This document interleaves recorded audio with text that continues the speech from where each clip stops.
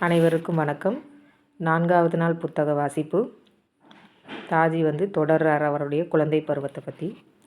குழந்தை பருவத்தில் நாங்கள் ஒரு பாதுகாப்பான உணர்வுடன் வளர்ந்தோம். அது குடும்பம் மற்றும் சமூகம் எங்களுக்கு அளித்த அன்பு மற்றும் அக்கறையினால் உண்டானது.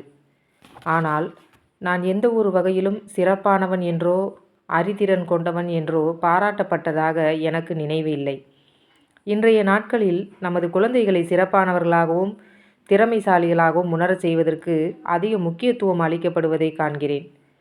குழந்தைகளுக்கு பாதுகாப்பான உணர்வை அளிப்பதிலிருந்து அவர்களின் திறமைகளுக்காக அவர்களை சிறப்பானவர்களாக உணர வைப்பதில் கவனம் திரும்பும்போது அது பாதுகாப்பின்மையை முதலில் பெற்றோரிடமும் பிறகு குழந்தையிடமும் வளரச் செய்கிறது. குழந்தைகள் சிறப்பானவர்களாக உணரச் செய்யப்படும் போது கவனம் அவர்களது சாதனைகளின் மீது செலுத்தப்படுகிறது.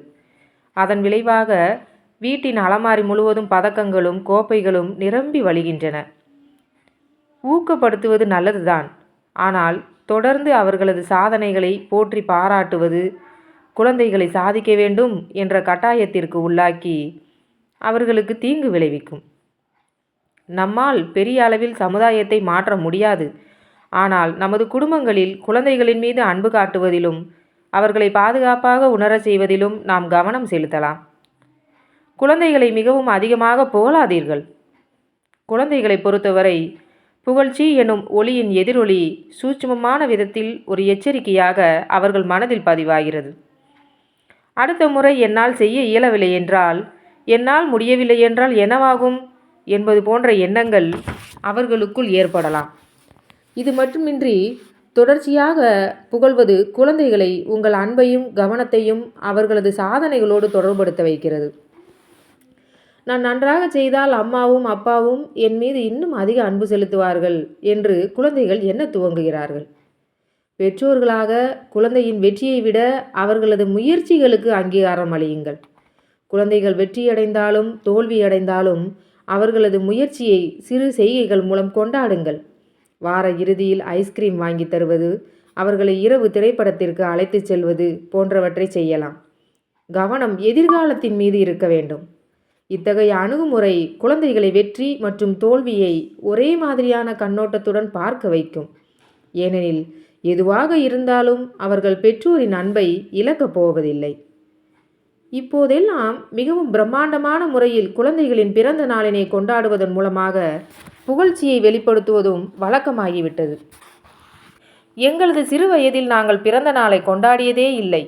பெரும்பாலும் குழந்தையின் ஜாதகத்தை கணிப்பதற்காக அவர்களது பிறந்த நேரத்தையும் நட்சத்திரங்களின் அமைப்பையும் குடும்பத்தில் உள்ளவர்கள் குறித்து வைத்துக் கொள்வார்கள்.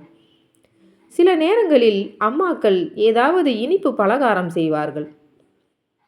அதை தவிர பிறந்த நாட்கள் என்பது ஒரு பெரிய விஷயமாக இருந்ததில்லை. குழந்தைகள் நேசிக்கப்பட்டார்கள், கவனித்து கொள்ளப்பட்டார்கள்.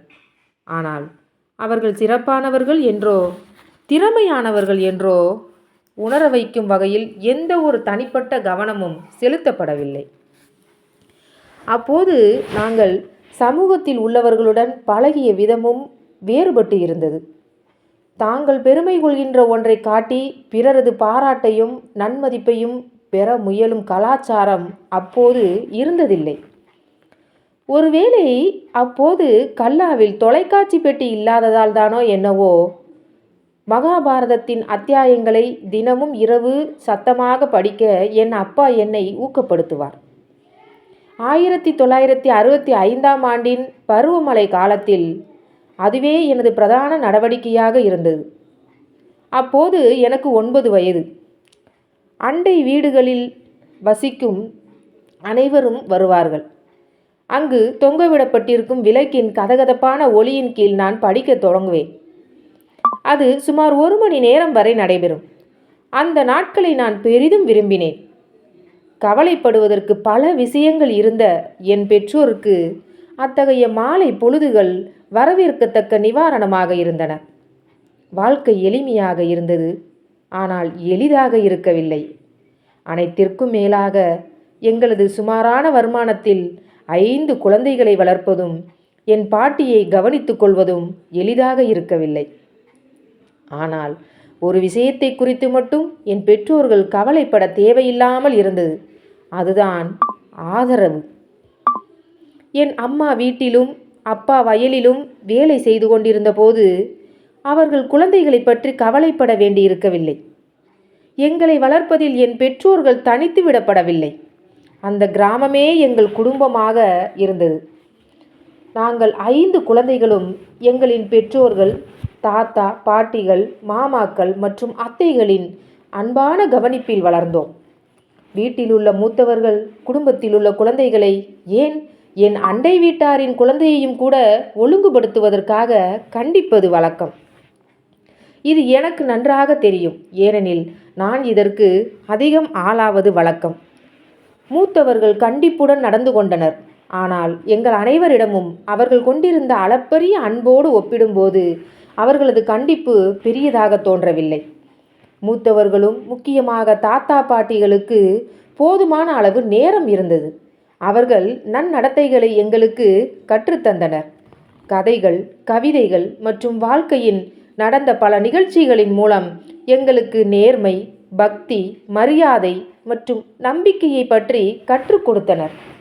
மூத்தோர்கள் குழந்தைகளுக்கு மட்டுமின்றி கிராமத்தில் உள்ள இளைஞர்களுக்கும் ஆதரவாக இருந்தனர். அந்த காலத்தில் கூட்டு குடும்பங்களில் வாழ்வது பல நன்மைகளை கொண்டிருந்தாலும் சில பிரச்சனைகளும் இருந்தன.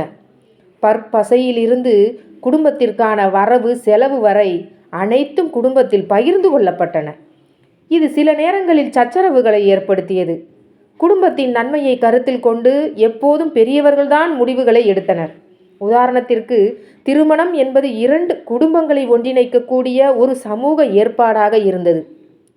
நாம் யாரை திருமணம் செய்து கொள்கிறோமோ அவரை நேசிப்பதே விதிமுறையாக இருந்தது. பெண்கள் மதிக்கப்பட்டார்கள், ஆனால் அவர்களுக்கு அதிகாரம் அளிக்கப்படவில்லை. அவர்கள் குடும்பத்திற்காக நிறைய தியாகம் செய்தனர், ஆனால் அவர்களுக்கு சொத்து குறித்த விஷயங்களில் எந்த உரிமையும் இருந்ததில்லை. இதற்கடுத்து ஒரு செய்து பாருங்கள்னு தாஜி ஒன்று கொடுத்துருக்காங்க. அதாவது, உங்கள் பெற்றோரிடமோ தாத்தா பாட்டியிடமோ அவர்களது குழந்தை பருவத்தை பற்றி பேசுங்கள். அவர்கள் வளர்ந்த காலம் எவ்வாறு இருந்தது என்று அவர்களிடம் கேளுங்கள். அவங்க என்ன கதை சொல்கிறாங்க அப்படிங்கிறத கேளுங்க. அதிலிருந்து சில சம்பவத்தை அவங்க பகிர்ந்துக்குவாங்கன்னு சொல்கிறாரு. இதோட முடிச்சுக்கலாம். நன்றி.